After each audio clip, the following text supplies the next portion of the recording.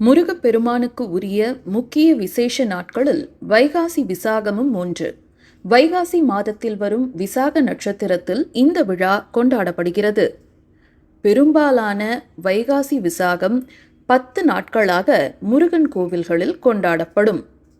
அறுபடை வீடுகள் மட்டுமின்றி பிற முருகன் ஆலயங்களுக்கும் ஏராளமான பக்தர்கள் அந்த நாளில் சென்று வழிபடுவது உண்டு.